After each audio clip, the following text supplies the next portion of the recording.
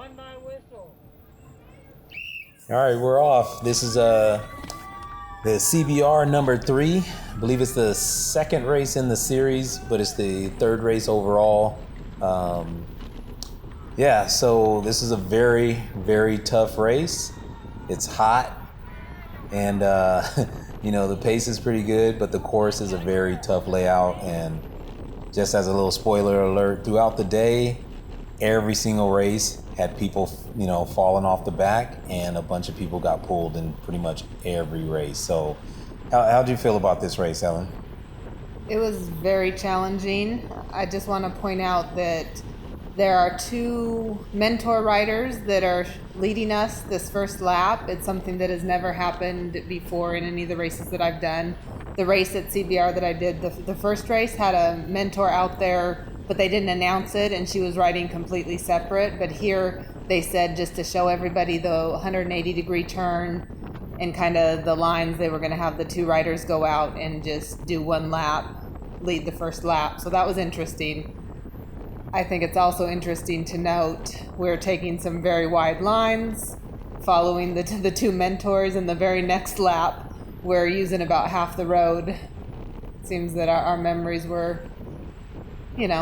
maybe not quite as long as they could be for taking the optimal lines. Yeah, and I have mixed feelings about the on-course mentoring and coaching and things like that for the women's races. I know a lot of people may hate me for saying things like that, and because I know a lot of the women kind of say that it makes them feel more comfortable and stuff like that. But I don't know. To me, it's a little insulting, and it's a little insulting to women to me, because in the Cat 4 or 5 men, that's where all the crashes are. That's where it's really wild, and we don't have any of that. They say, hey, guys can figure it out on their own. And to me, it's a little bit of an insult that it's almost like women can't figure it out on their own. So I could be wrong, and I know everybody, like at the beginning or intro categories, but yeah, maybe everybody should have to do a new rider school or whatever it is, and not do the instruction during competition. Not to mention, it gives a little bit of, takes advantage away from people that do study and train on their own, and kind of have a tactical advantage over people. So anyway, let's get to the racing. And I believe this is the points leader right here. We'll try to get her name right sooner or later. Maybe I'll post it on the video here in the yellow jersey. I think she's the points leader of the series. And CBR runs basically a 7-race series, so you get points and there's leaders and things like that. I think that is 781, Heather O'Brien. I believe so. I heard them talking about her a lot. I was definitely back as she was crossing the line up front and getting some of the frames, but I heard her name mentioned a lot as I was coming across the line, talking about what she had done in front of me. There's Evie just pulled up and had a good job right here moving up and slotting in. So yeah, this is definitely a race where you needed to save your energy. This is all uphill right here, 2%, and then you turn the corner and you go uphill again. As you can see by the grade at the bottom, it was very taxing on everyone's legs. And I was only spectating this week, so I didn't get to ride the course, but everyone I talked to said they kind of underestimated how taxing this little climbing part was. It was so challenging. Other races, I felt like I could have done a lot of things differently. I could have done more. I felt just from the first lap very challenged. I was tired. I think I had a 20-minute heart rate, record. And what was it? 171. Okay. This is a good line you take here. I don't know why the Peloton kind of took the wide, slow line. You took a good line here. Only made up a spot or 2, but that's more the optimum line there. Yeah, I found myself still, I think my learning curve is, still struggling to find the optimal lines in the draft. I was kind of working on that. But I just would let little gaps go, and it just is so hard to get back in there. And with those hills after the 180-degree turn, we slowed down so much. and then you were basically sprinting from nothing. So some of those drills where you do big ring, Yeah. sprint from nothing, Yeah, from 10 miles those per are hour. helpful. So then as the race progressed, I got a little bit better at the gearing. After the first lap of not being in the right gear, I was able to adjust and be in a better gear, but I was taking that 180-degree turn a little bit tighter, and just it was a sprint out of it every time. All right, this is Lisa Muhammad in front of us right here from Major Motion with the black Pahadi kit on. And got to give her a shout out because you see she's bouncing a little bit and she's on a borrowed bike. I think her shifter broke right before or during warm up or something like that. And she had to switch, the lever broke on the shifter and she had to switch to a borrowed bike. So you can see it's not a perfect fit for her, but she's doing the best she can out here on, someone's bike that she just jumped on for the first time. Yeah, definitely. And I think she was next to her teammate Jade there in the white Bahati kit. They just decided to wear that today. We were thinking, I thought, though, did you get promoted or something? You switch teams? Are you in the leader's jersey? So. Yeah, having a leader's jersey is a little bit new. So kind of exciting to have, just something to look forward to. And here you see to the right, the Peach Cycling is a new team that I haven't seen before, but love their colorful jerseys, and nice to see another team out there that I'm less familiar with. Yeah, and they came with some good numbers. Had a little close call right there. You see a couple people running wide. The young lady almost bumped Ellen. Ellen shouts out, "Whoa!" But you guys do a good job. There was actually, I think everyone did a good job this weekend because, as far as I could tell, there was only one crash that I remember, and that was in the men's pro race, with one lap to go. So as hard as this race was and as dehydrated and fatigued as everybody was coming off the course, there weren't many crashes. Yeah, we had either a crash or a little tip over or something in this 180-degree turn. It happened kind of behind me, maybe on this lap, but I didn't look back to see. I just kind of focused in front, and it was at such a slow speed. I didn't hear too much commotion, so I think everyone came out okay. I think this is a preem lap as well, and you did a really good job accelerating out of that turn.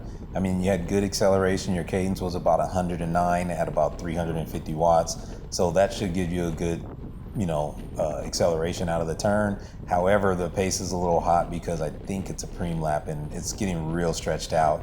I think there's about 5 to 8 girls off the back already right now, and I don't believe they ever latch back on. Yeah, this, in my opinion, and I know I didn't stay with a group at a couple other races that were tough also, but this was the hardest race that I've done. It just felt like there was never a break. Right when you're back with the group and downhill recovering, you're just at it again. I mean, I at times felt like I was going to throw up. At times I felt like I was going to pass out. Yeah, and when you said you didn't stay with the group, you did stay with the group in this race. You didn't stay at the group in the other race you're kind of referencing. Correct. But coming up right there, you almost, and this is just a teaching point, when someone is dropped, no matter how fatigued you feel, you can't sit behind a rider that's getting dropped. So it worked out for you this time. You were able to, you took about 5 seconds behind the young lady from I believe it was Peach Cycling, that was falling off right there, and then you're able to latch back on. But in general, once you get up to a rider that's getting dropped, use their draft and then cut off the back end of them and keep your momentum going to catch on to the group. Yeah, there was a few times that happened. This race was just so tough, so I just altered between staying behind somebody a little maybe longer than I should. But yeah, it's just such a challenge to match other people's efforts. Mm-hmm. So some of those other races that were really challenging, even if I put out more power or had harder efforts, it's my own power and at my own, comfort or discomfort level, where here you're really having to match other people's, and it's not necessarily the suffering that you want to do when you want to do it. So I think it's definitely a challenge. Yeah, and I feel for Lisa there on the borrowed bike because it looks like it has different gearing than her normal bike, and she's spinning out. You guys doing 26 miles per hour and she's spinning out, can't get any more. So maybe it had compact gearing, I'm not sure. But yeah, it's hard to do much over or close to 30 miles per hour on compact gearing unless you're used to running a really high cadence. Yeah, this race we averaged, I think, over 21 miles an hour, and I think my max was maybe 33 miles an hour, which is definitely fast. Maybe a little faster than some of our races, especially with that 180-degree turn where we dropped to nothing and the uphills. So Yeah. pretty tough race. Yeah, other than the 2 circuit races at Rosina Ranch and Marietta Stage 2, this definitely has like the steepest incline I think that you've done so far. And there is 785. This is Kenya. I met her, and I think trying to recruit her to PAA. So Kenya, come on out and join us. You're doing a good job up there. Your teammates are going off the front right here, it looks like, too. I saw Evie move up, and I saw Emily's on the front. So, yeah, that's another thing. We had 2 teammates in this race. So it was Ellen, Emily DeJong, and Evie Chin. And, yeah, they're, out there representing PAA. I don't know what happened there. I think that's where you thought it was the 180 turn because you hit your brakes and backed off and let this 20-yard gap open up. Yes, I don't know why. Once or twice I thought you'd think I'd learn after one time, but it just, with the cones, it looked like it would be the 180, and so that threw me off a couple times. I was not in the best position. Yeah. And here, too, this another thing is like when you take this 180, it seems like in your head you take it exactly how the road is shaped, but we talked about this before. When you're on a bike, you can use the entire road, so you don't have to make an exact hairpin turn. You typically would want to come a little wider, but then when you come out, you want to go more towards the curb and straight line it a little more. You can carry more speed, and most importantly, it allows you to start pedaling again earlier than waiting until your bike stands up again to pedal. So the tighter you take it, the slower your exit out of that turn is going to be, and the more energy you're going to have to use on the pedals. Yeah, it was definitely hard to do that, just thinking of where other people are and riding next to them. But really, there's a lot of space, and a lot of times I'm just not as close to people as I could be. Let me give a shout out to Summer Alvarado also right there, number 799 on the orange bike. I tried to wave to her today. I talked to her dad just for a second, but I tried to wave to her today, and she didn't see me, so she just blew me off. So, Summer, if you watch this, keep an eye out for me. I was waving to you. It was a great job today, too. So you're behind Evie here, and you can tell everybody's fatigued. Look at, everyone has a little wobble on them, and a lot of that is just fatigue climbing the hill. And something I preach a lot to people that I ride with, and I do it as well, is sometimes when you're out on your training rides and you're practicing, just practice riding a white line and just hold your wheel on that line. It's kind of like if you have rollers, obviously practice on rollers, but sometimes when people are trying to put power down, they weave a lot, and that little 2-3 feet of weaving can, if someone's cross-wheeled, can easily cause a crash. Here I see Emily in my sights, and her orange helmet is easy to spot, so I'm trying to get up to her because she is such a solid hanger on to the wheel. I'm not sure that's quite a word, but she hangs on to wheels so good and finds good wheels to follow, so I was trying to get up there with her. I thought Evie was right behind me, and then I think I see her eventually up in front of me. Look at that. That was good balance by, I forgot her name that you Kenya? said. Kenya. Good balance by Kenya. I don't know how they almost collided there. But yeah, she did a pretty good job of using her body instead of hitting bikes. If you got bike parts colliding, most likely you're going down. But if you use your shoulder, and I don't mean to purposely bump anyone, but if you protect your bike with your body, you have a better chance of staying up. It's a good line here that you took, kept momentum, made up a lot of speed there. I mean, you carried a lot of speed there. I don't know if this is a preem lap again, but it's getting stretched out, so there's some reason that the pace is picked up, and you guys are going up this little riser here, and you're at 26, 27 miles per hour. Here's another of those moments where I'm thinking, is somebody going to do the work and catch us back on, and I can just stay behind her, or do I need to get around? So when you're out there and tired and hot, sometimes your brain is not working as effectively as it could be. Well, honestly, I'm gonna have to give you props there, though. I don't think that was a situation where you should have went around. You're doing about 260 watts, which is very high for you. That's into your VO2. So yeah, that the young lady in front of you was making up ground, and maybe not as fast as you wanted her to, but it was a great effort by her. Number 776 right here, and I think that was a smart decision. You did not need to go around and get in the wind. Save the energy. You're already doing 260. If you pull around her, you're probably going to have to do close to 300. And I think her name is Erica. So you said 776? Yep, 776. And I think that's from Sisterhood of Cycling. So I did have a few moments where I consciously worked on staying in someone's draft. Yeah, and here the 180's coming up. So right now you should be moving to the left side. Where Emily's at, where Lisa's at. Move to the left side here. There I go, just a little bit, but... No, you're still not on the left side. I'm close. No, you're not on the left side. No, not quite. But yeah.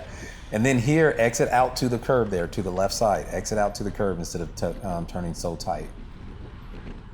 And you see how you're losing ground a little bit to the people that are on the left of you? It's pretty taxing, though. I'm not going to lie to you. If I had to do, every couple corners, you're doing 400 plus watts. So, that would crack me as well.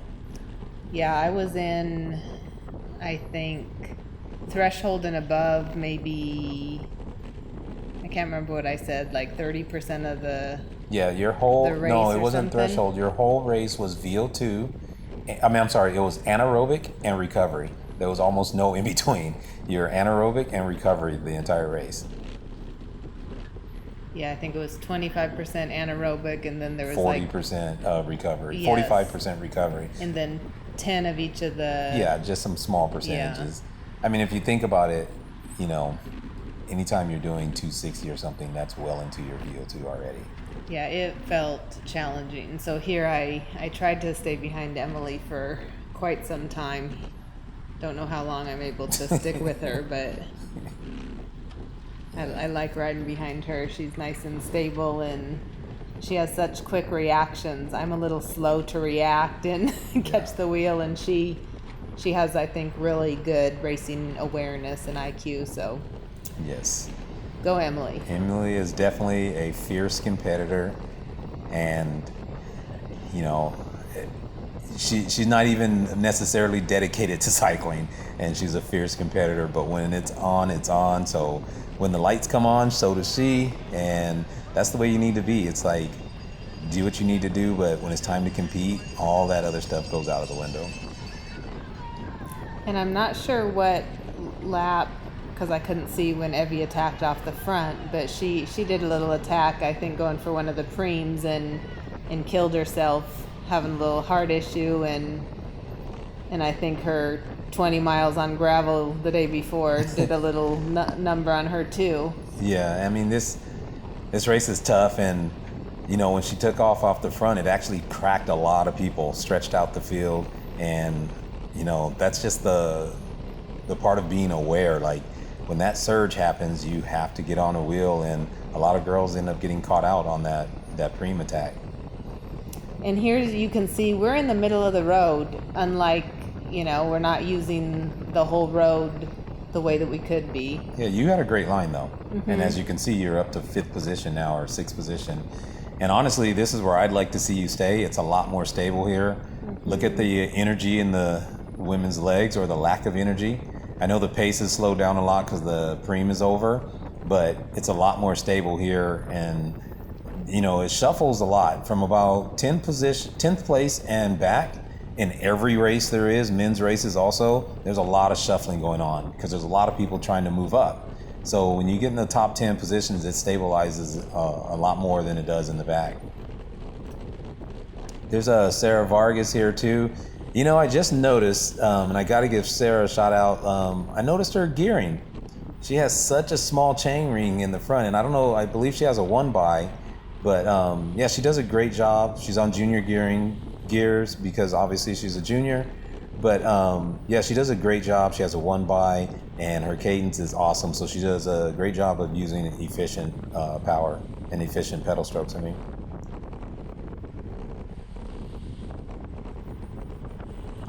Here's another There's Sarah there with the white bike.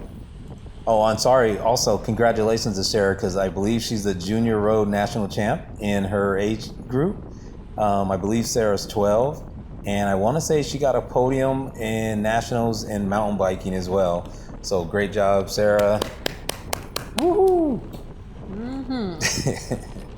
So here again, we're coming up to the 180, I believe. And again, you're just too tight in here. You're going to use a lot more energy than everyone else trying to exit this corner. Not to mention you have to use a lot more braking here. Emily's also a little too tight, but if you look, she exits to the left and you exit a little more straight than she does. And then there goes the 500 plus watts.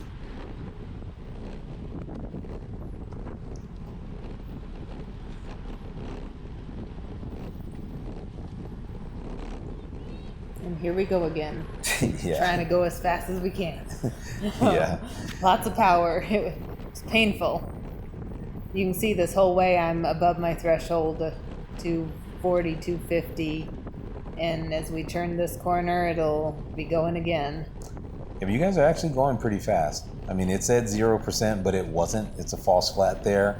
And you guys are doing 24 miles per hour coming out of that turn. And I mean, that's a lot of effort. Just like here, you lost the wheel a little bit, so you accelerate.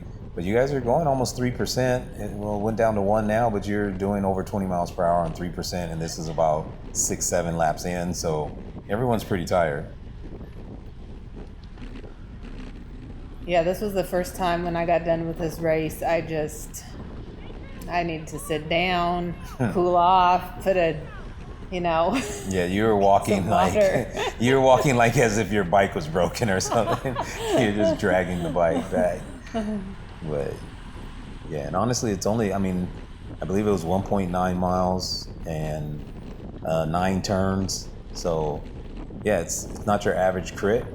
It still was a crit. It wasn't a circuit race. Circuit races usually are almost a touch of wheels there behind Emily. But circuit races are usually done by either laps or miles, and crit races are timed. And I think that's just one of the few differences between a circuit race and a crit. Circuit races are not timed. Yeah, this felt more like a Zwift race than any other race that I've felt like. The Zwift races when you just suffer the whole time, you try to go as hard as you can. That's kind of how I felt. Well, you can tell your heart rate is pretty much maxed out. You're at max heart rate like the entire race. So, yeah, no, it's a great job. Extremely proud of you and every other girl out there that finished. It's not easy to do these type of races when everyone comes and kind of thinks it's going to be a fast-flowing crit. Yeah, I think that this is maybe where Emily says to me, let's move up. And I couldn't even hear. It took me saying, what? Huh? She said I gave her a look that just said no. I said I was trying. 1 and 2. You should jump on Sarah's wheel here as she's moving up. Use her energy. That you could have moved up a good 8 places right there. So I think after my reaction, Emily realized I wouldn't be too much help towards the end. Yeah. That maybe my brain was a little foggy. Yeah. But she did exactly what she kind of had planned to do. And I was still determined. Let me try to follow her, but I can't quite follow as good as I want to. But she said the last lap, I'm going to try to find Jade's wheel, and so she was able to, and ended up with a good finish.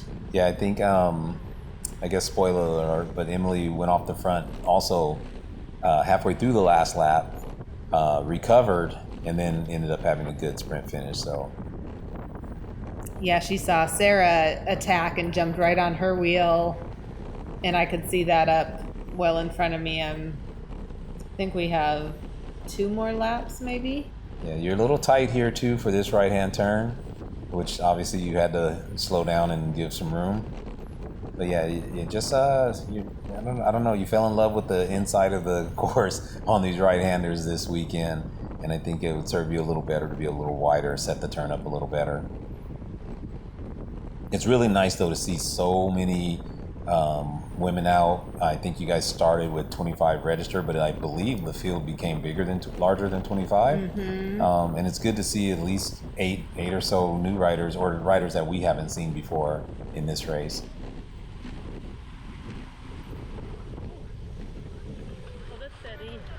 I think the paddock racing lady wanted to make a move right there, but you're occupying that space, and there she goes. Yeah, you guys are. This is almost. I don't know. You're at 80% max watts. 600 watts every time coming out of that corner. I believe your max sprint is 800 and something. But yeah, yeah. No, I don't have that in me.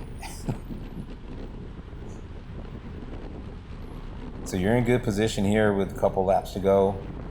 What are you thinking here? What's your plan? My plan is to try to stay towards the front, but it was so challenging, and it just was so easy to just kind of slip back, and I felt like I didn't have a whole lot more to give. Yeah, no, you're sitting in the wind a little bit here. You could slide over, but yeah, you're using close to 300 watts. I mean, pulling up this hill. So yeah, it's a tough circuit. It's a tough layout. Yeah, Samantha from Go Fast is up there. She did a lot of work on the front. And I'm thinking that we might have just one more lap to go. Yeah, unfortunately, it was so hot, and we also set up our team tent and nutrition and stuff this weekend. So I think our minds just wasn't right, but we didn't do any intro. We didn't do any post-race interviews. It would be good to see what other people's strategies were, Oh, nice tattoo on the right arm right there. Yeah, I talked to a few people, but I won't give away their secrets. Yeah. There's a few more races, so I won't say what they're doing, but yeah, I don't know. Here, yep, they're ringing the bell. This is the final lap. So yeah, you definitely lost a couple places right here. You just fell back about 6, 7, 10 places now, and maybe 15. Yeah, I'm not exactly sure if you were just gassed. Yeah, I think so, because your heart rate's at 174. So yeah, you probably just needed that second of recovery. Yeah, this girl was working real hard, but a little, back and forth, I think, just from fatigue. So here I didn't know, do I try to stay behind her? Do I try to get around? Which way do I go around? Yeah, my brain and I think racing IQ is not where I'd like it to be. Well, it's a little hard when you're seeing red, which I'm pretty sure everyone is seeing red right now. Yeah. I mean, it was a tough race. It was fun to watch, but it was really a tough race. There's a lot of energy being used. So here I try to get around, but there's a little gap. I'm thinking I just don't know how to give much more. I'm thinking you guys may have one lap to go. Yeah, I think so, because I think it would be a little faster right now if this was the last lap. Well, we'll see pretty soon. But no, I want to say that it was only 11.6 miles, and so I think that this is it, because we're at 10.1. Yeah. Well, you ran it, so you probably know. So I was, in my mind trying to get up where Emily is, but I just don't think my body's going to get there. And I think here's where Sarah goes on a little attack somewhere, and Emily jumps on her. Yeah, and you need to be more to the left here. You're riding so far to the right. They had a little touch, it looks like, right there. Young ladies to the left touch. But yeah, you definitely need to move over to the left side right here. And honestly, with this turn, it looks like it's tight, but it's not. It's more of a sweeper. If you're on the outside to the left, you can probably make up some pretty good places right here. Yep, that's a nice sweeper there. You can carry more speed and move up on the left side there. And I forgot her name, but I believe this is her right here with the black kit and the white helmet. I think she got 11th. And yeah, I don't know if this was her. I can't remember if this is her first race or not. But yeah, we talked to her a couple times at Ontario. I believe her. I'm not sure if it's her husband or not, but I think her and her husband. We talked to them at Ontario, and one of our teammates, Jorge, knows them pretty good. So yeah, it's good to see her out there racing.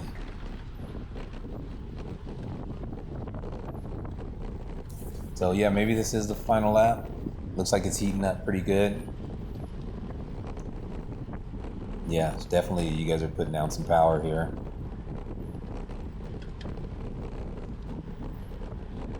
What's going through your head here other than other than I'm about to die?